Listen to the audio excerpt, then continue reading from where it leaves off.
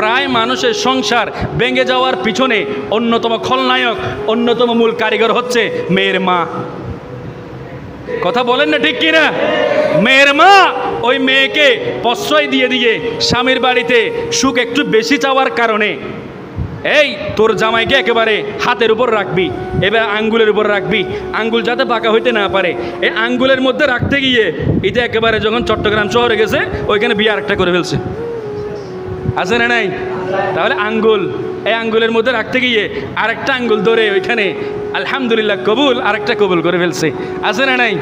আছে বাবা। তো সেই জন্য মেয়ের মাদেরকে বলবো, মেয়ের মারা হলো এমন, ওরা আসলে বুঝে না, নারী জাতি মানে একটু পুরুষ থেকে কম বুঝে, কিন্তু এমনভাবে মেয়ের সুখ খুঁজে ওইখানে বেশি বুঝতে গিয়ে নিজের মেয়ের সংসার যে ভেঙে যাচ্ছে সেটাও কল্পনা করে না।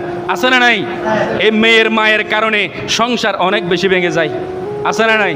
তো সেই জন্য আপনি আপনার মেয়েকে বিয়ে দিয়ে দিয়েছেন, আপনার যতটুকু যত্ন নেওয়ার দরকার, যতটুকু ইজ্জত করার দরকার, যতটুকু সম্মান করার দরকার, খবর নেওয়ার দরকার, আপনি ততটুকু নেবেন।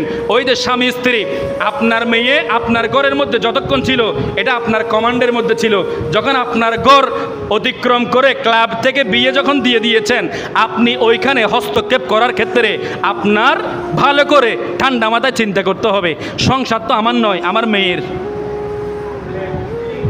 কথা বলেন না? সংসার কার? আমার মেয়ের।